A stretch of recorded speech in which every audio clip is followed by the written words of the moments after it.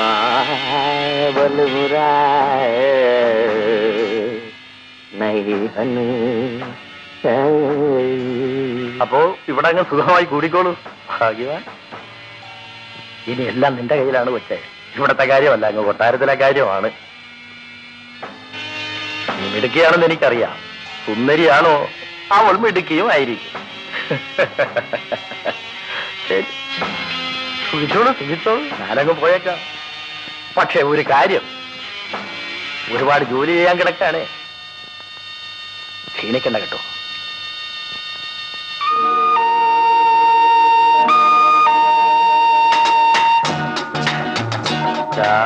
राजकुमारी सो जा.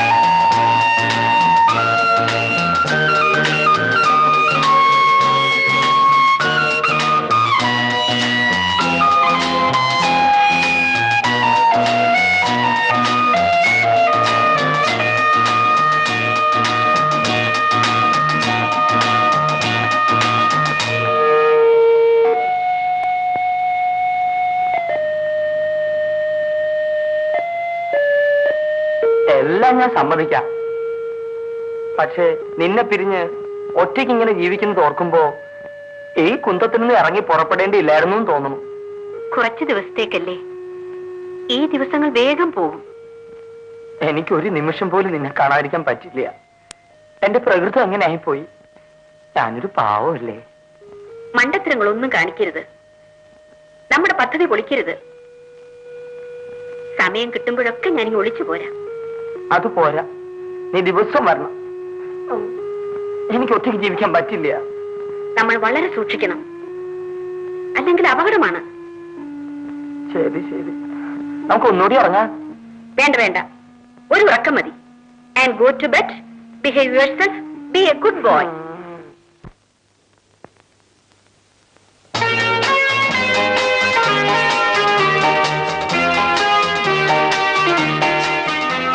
Good morning, sir. Good morning. Please sit down. Thank you, sir. What can I do for you? പരസ്യം കണ്ടുവന്നതാണ്. എന്റെ പേര് ജലജ.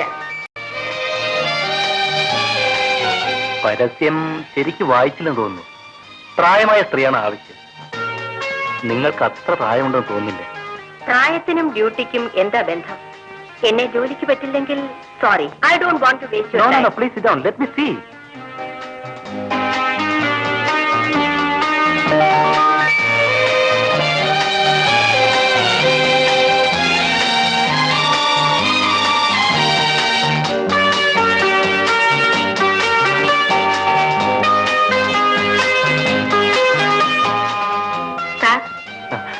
എന്താ ആലോചിക്കുന്നത്? ഒന്നുമില്ല. അല്ല, നിങ്ങൾ പറഞ്ഞത് ശരിയാണ്. ഡ്യൂട്ടിക്കും പ്രായത്തിനും എന്ത് ബന്ധം? ഇക്കാര്യത്തിൽ തീരുമാനം എടുക്കേണ്ടത് 60 വയസ്സ് പ്രായമുള്ള ഒരു സ്ത്രീയാണ്. കേദാർ മഹാറാണിക്കാണ് നഴ്സിന് വേണ്ടത്. ഞാൻ മഹാറാണിയുടെ വ്യക്തിപരമായ കാര്യങ്ങളും സാമ്പത്തിക കാര്യങ്ങളും നോക്കുന്ന ഒരു മാനേജറാണ്. എന്റെ സീനിയർ മിസ്റ്റർ പ്രഭാകരനാണ് മഹാറാണിയുടെ നിയമോപദേശകൻ. നേരത്തെ ജോലി ചെയ്യുന്നത് പ്രായമായൊരു സ്ത്രീയായിരുന്നു. ആ സ്ത്രീ മരിച്ചു. അതിനു പകരം നിയമിക്കാനാണ്. ചെറുപ്പക്കാരിയായി നിങ്ങളെ അവർക്ക് എത്രത്തോളം ഇഷ്ടപ്പെടുമെന്ന് എനിക്ക് പറയാൻ വയ്യ.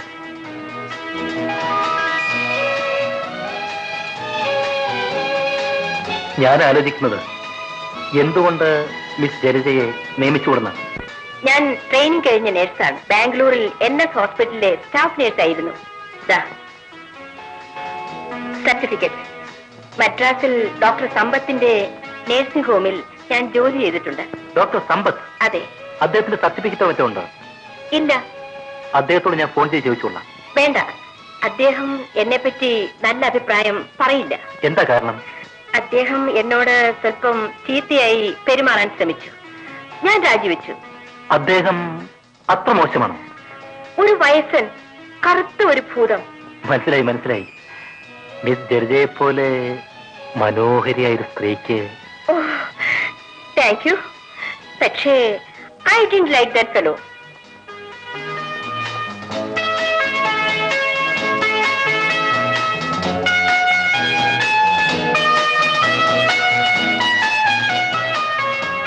എന്റെ അച്ഛൻ റാണിയുടെ കച്ചേരിക്ക് വയലിൻ വായിച്ചിട്ടുണ്ട്.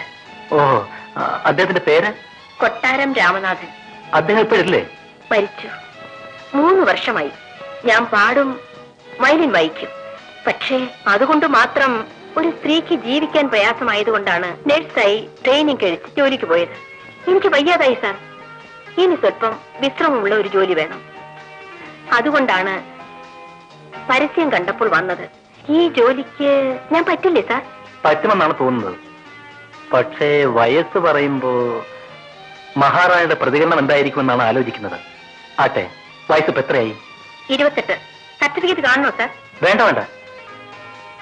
ഞാൻ മഹാറാണിയോട് നിങ്ങൾക്ക് 38 വയസ്സായെന്നാണ് പറയാൻ പോകുന്നത്. വിഷമമുണ്ടോ? ഇല്ല സാർ. ഇന്ന് വൈകുന്നേരം ഞാൻ മഹാറാണി കാണും. കുറെ പേപ്പേഴ്സ് ഒപ്പിടിക്കാനുണ്ട്. അപ്പോൾ നിങ്ങളെ കുറിച്ച് ഞാൻ സംസാരിക്കാം. Thank you sir. ശമ്പളത്തിന്റെ കാര്യം നിങ്ങൾ ചോദിച്ചില്ലല്ലോ. എല്ലാ ചിലവുകളും കഴിഞ്ഞ് മാസം 300 രൂപ കിട്ടും. അതുപോലെ മതി സാർ. നാളെ വൈകുന്നേരം 5 മണിക്ക് നിങ്ങൾ വന്നാൽ ഞാൻ മഹാറാണിയുടെ തീരുമാനം അറിയിക്കാം. ശരി സാർ.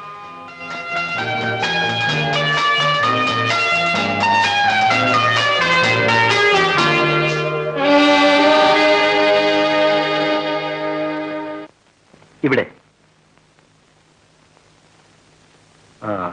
ഇവിടെയും വേണം. ഒന്നുകൂടി.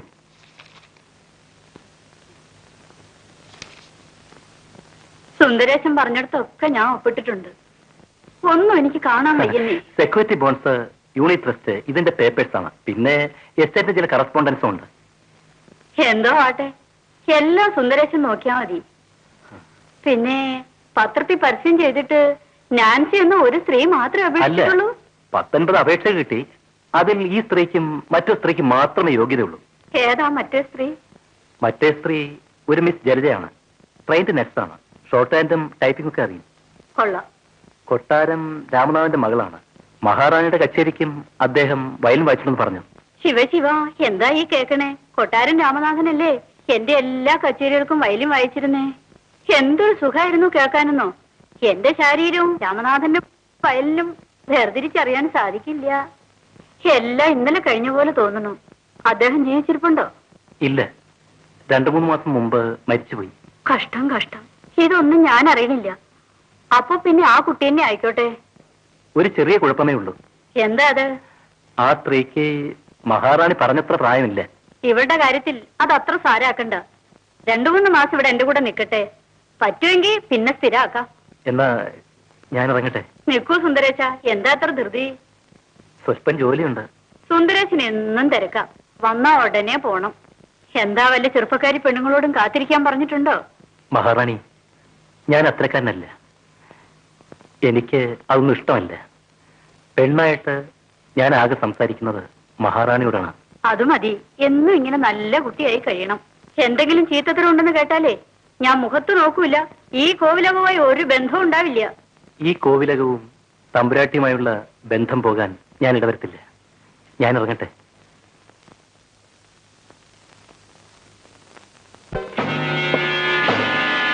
ഞാൻ ഉദ്ദേശിച്ച പ്രായമില്ല നിനക്ക്. സാരമില്ല, നീ എന്റെ കൂടെ ഒരു 3 മാസം നിൽക്കൂ, നോക്കട്ടെ. ഇനി നീ കുട്ടിയെ ചെന്ന് കാണൂ. അവൾക്കും പിടിക്കണ്ടേ? പിള്ളേ, എന്റെ ഡ്രൈവറാണ് പിള്ള.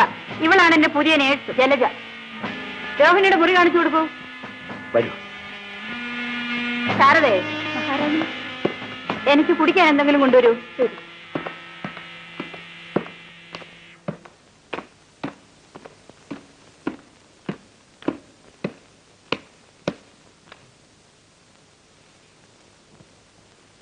നമ്മുടെ 1ാം ഘട്ടം പൂർത്തിയായി.